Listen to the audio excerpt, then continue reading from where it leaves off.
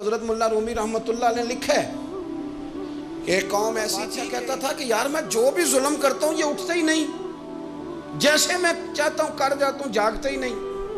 تو شہروں کے دروازے ہوتے تھے، اس نے کہا کہ ایک ایک بندہ دروازے پہ کھڑا کرو، جو آدمی اندر داخل ہو 20 جوتے مارو، اور جب باہر نکلے پھر مارو۔ اس کا خیال تھا کہ یہ جاگ جائیں گے، یہ مجھے کہیں گے کہ کیوں میں جوتے لگ رہے ہیں، آپ برداشت کرتے نہیں، مہنگائی ہو جائے تب بھی برداشت کرتے ہو، جو ہو جائے۔ تو اس نے کہا شاید جاگ جائیں۔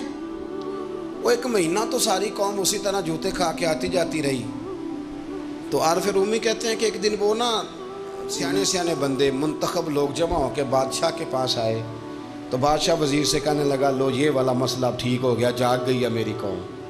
اب یہ مجھ سے کہیں گے کہ کیوں جوتے مرواتے ہو، تو میں کہوں گا تمہیں جگانا تھا، تو تم جاگ جاؤ، میں مر گیا تو پیچھے لوگ تمہارے اوپر ظلم کریں گے۔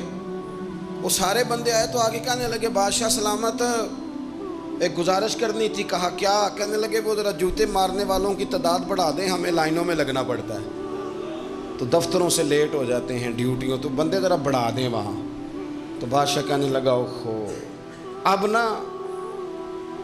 میرا مزاج نہیں، لیکن مجھے ایسے لگتا ہے کہ ہم بھی الا ماشاءاللہ، ہم بھی کہتے ہیں مارو صحیح جوتے پر، ذرا لائن میں نہ لگاؤ، الگ الگ کر کے، اکیلے اکیلے کر کے۔ سنو، بزدل قومیں دنیا میں اپنی آنے والی نسلوں کو غلام بنا جاتی ہیں۔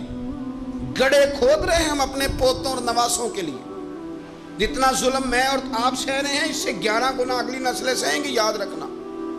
کسی نے کہا تھا حضرت علی سے کہ اگر ساری نسل قربان ہو گئی تو کیا کرو گے؟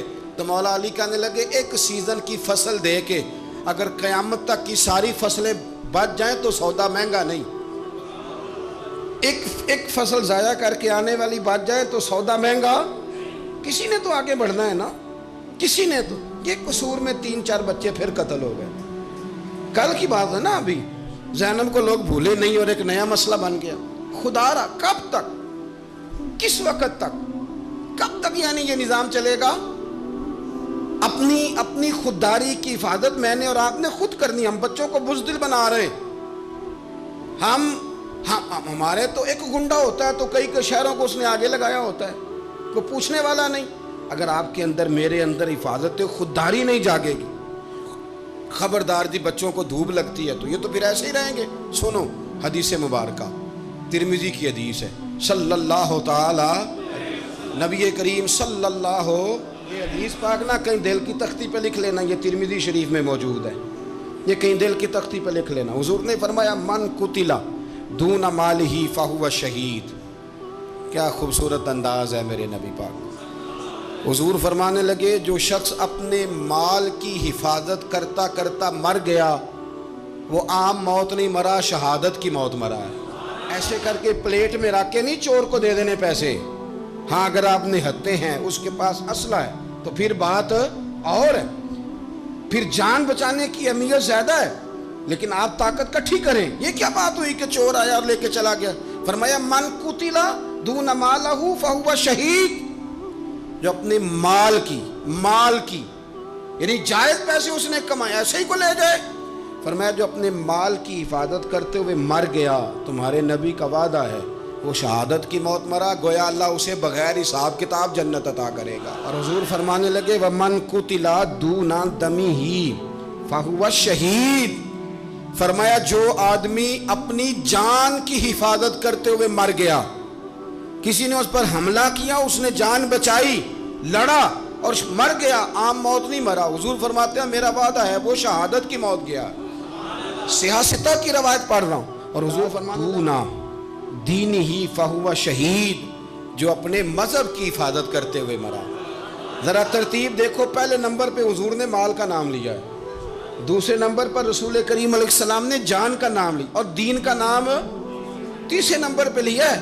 فرمایا جو اپنے دین کی حفاظت، گویا مال بچانا یہ بھی ایمان ہے، جان بچانا یہ بھی ایمان ہے، اور فرمایا جو دین کی حفاظت کرتے مرا وہ بھی شہید ہے۔ اور پھر میرے رسول کریم فرمانے لگے وَمَنْ قُتِلَ دُونَ أَهْلِهِ فَهُوَ شَهِيدٌ۔ فرمایا جو اپنے بال بچوں کو بچاتے بچاتے مر گیا، اللہ اسے بھی شہادت کا درجہ عطا کرے گا۔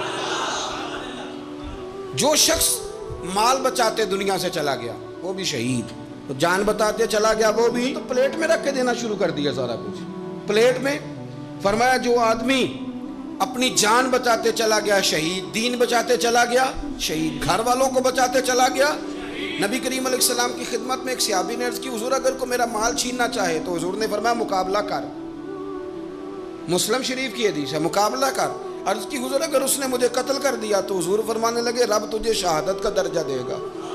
عرض کی یا رسول اللہ اگر میں نے اسے قتل کر دیا تو حضور فرمانے لگے پھر رب اسے جہنم میں ڈال دے گا، تجھے شہادت ملے گی شہادت اور اسے دوزخ ملے گی۔ ہمت پیدا کرے، دلیری پیدا کرے۔